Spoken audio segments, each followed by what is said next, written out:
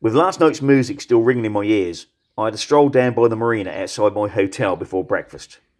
Breakfast started at 8 AM, so I stuffed my face as quickly as I could with everything on offer, as I was in a bit of a hurry. I wanted to catch the 9 AM ferry, as after that one, the next one wasn't until 10:30, as that's the timetable changeover. So I didn't want to be hanging around at the port for an hour and a half. So after copious amounts of food down my neck hole, it was a case of pinning the throttle to the port, regardless of village or open road, just as the locals had done the day before when I arrived. There was no problems with potholes on Croatian roads, just the opposite. Lumps in the road, in the form of tortoises. So I turned round to make sure this fella made it across okay.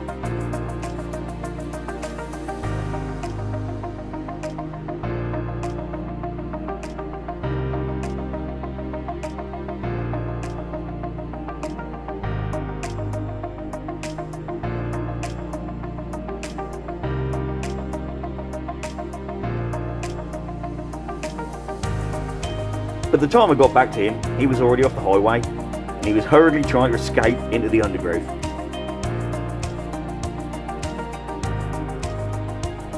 Thankfully, I didn't need to swerve round any more of these guys on my trip.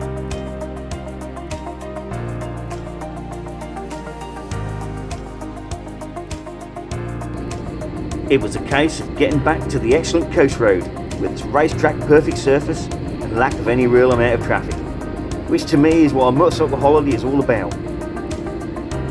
With the radio playing on my intercom headset, I didn't have a care in the world.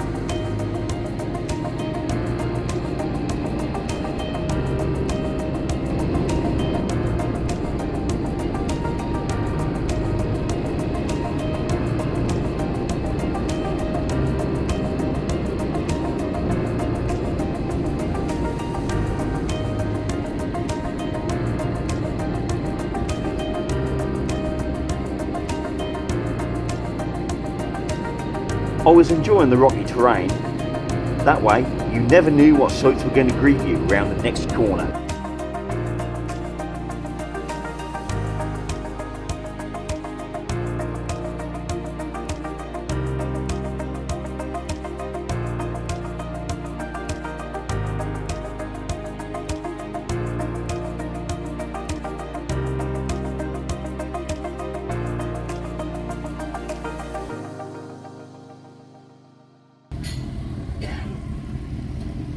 Within a mile of the castle, I'd stop yet again. Well, any chance to enjoy cafe culture with other like-minded people was all the excuse I needed to stop and soak in the surroundings. Next order of the day was to stop and see my mate Tommy. As it was lunchtime, and Tommy is a supermarket chain along with others that I use to buy a few things for my lunch every day. Travel light in the day, leaves room for a proper meal in the evenings.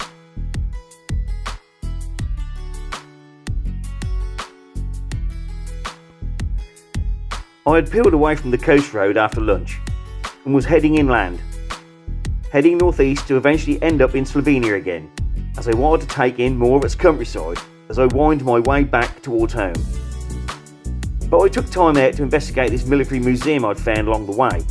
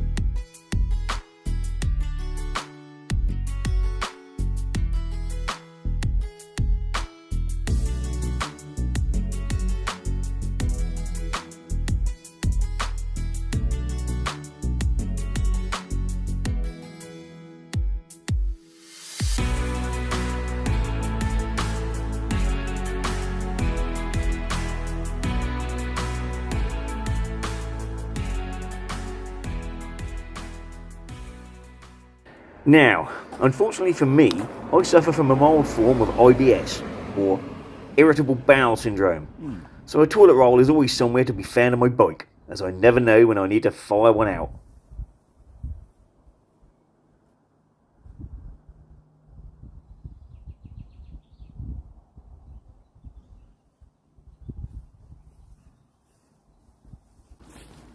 Right, that job sorted. Time to move on.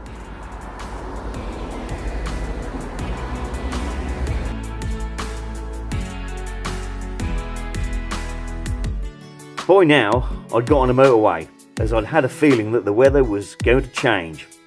So I wanted to get to my next hotel before it rained. But by the sky ahead, didn't look like I was going to be that lucky.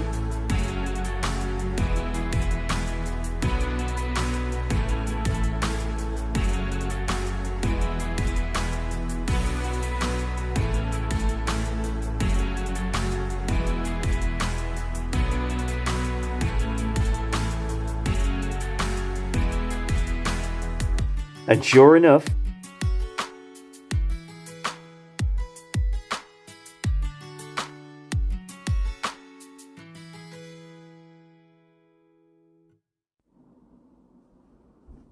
I thought after my roadside IBS incident earlier on, I think I might as well give this bad boy a whirl.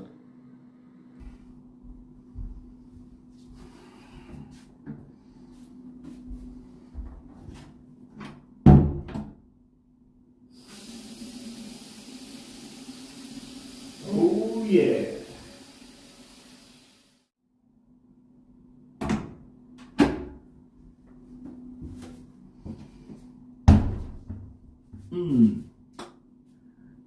I hit the spot.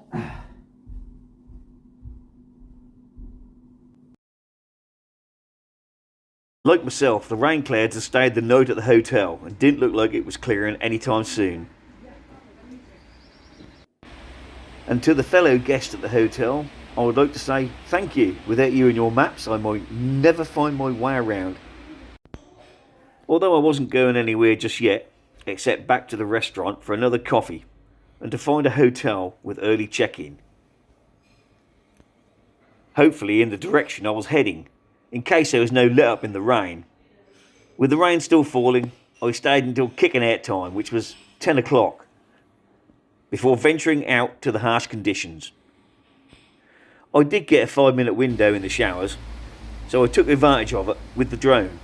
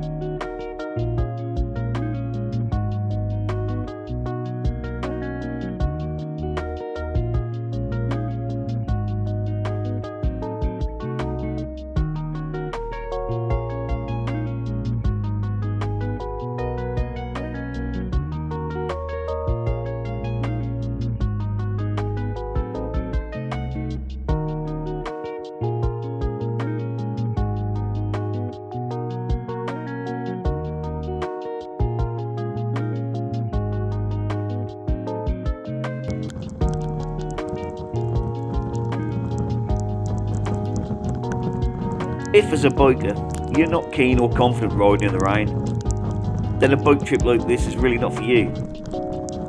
On any large trip, you're going to run into all sorts of weather, and you've got to be prepared to just get on with it. It becomes part of the trip, just as much as any other element of the travelling. Doesn't mean I enjoy getting soaked or cold. I've just come to accept it's part and parcel of the experience. And yet saying all that, I'm still glad to see my hotel appear out of the gloom, so I can warm up and dry off.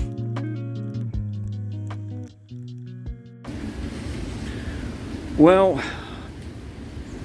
that's the first time I've had to check into a hotel before dinner time, because that's just been chucking it down. So it was just a case of, like I say, wait until they chucked me out the last one. This one had chuck in from 7 o'clock in the morning, which is good. So I just drove straight here, and the closer I got to the hotel, the harder the rain got. The more the rain found its way through the waterproofs and in the boots. So wet feet, wet back, wet chest. The only things that stayed dry was my hands. And that was using a pair of gloves that were given to me. So thanks to that person, because they've been the best waterproof gloves I've ever had. But anyway, I got here, and as you can see, it's still raining. I'm hoping it doesn't get that high that it comes over these sandbags and into my front door. But there you are. And that noise you can hear, well, that's what that is. An absolute torrent. I should know what to fall in there.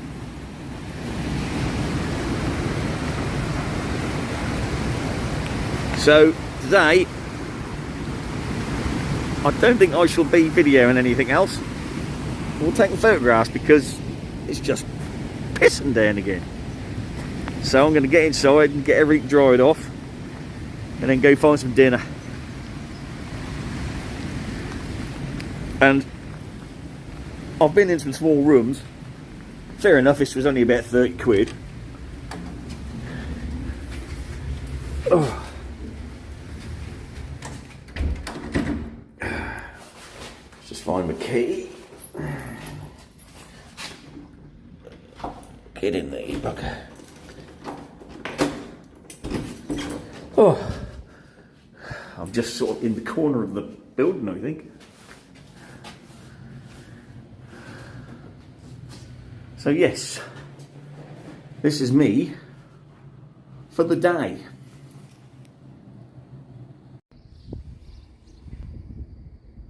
The rain finally stopped at 4 PM, so I got out for a look about this small town.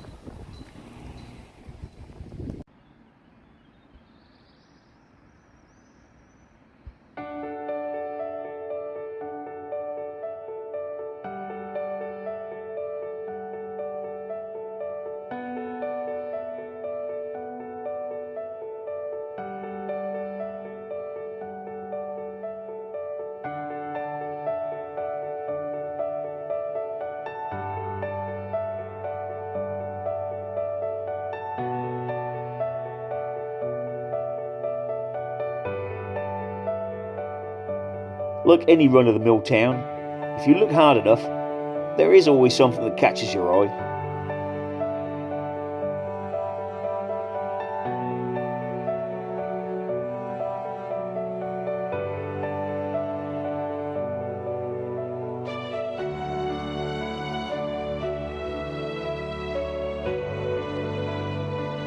Even though it had been wet most of the day, I still couldn't fight the urge to hop back on the bike to explore a road or two before I turned in for the evening,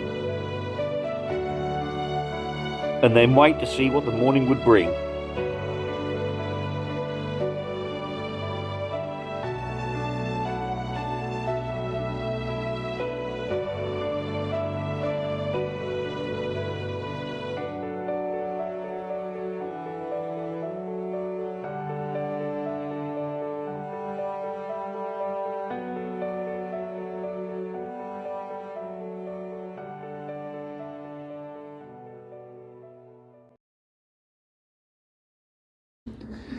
What the morning brought me first was my breakfast, although I did have a bit of a wait for my scrambled eggs.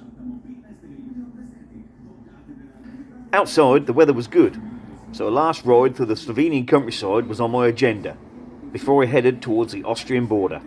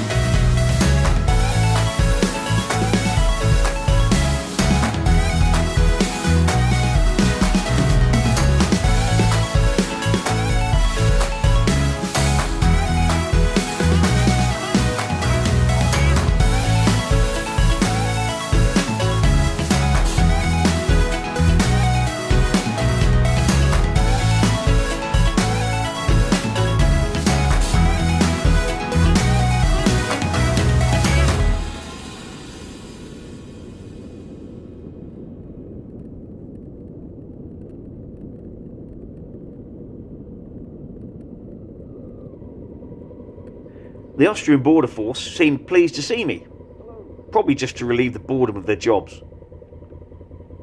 Apparently I was who I said I was, and they were happy to send me on my way, so back into Austria for me.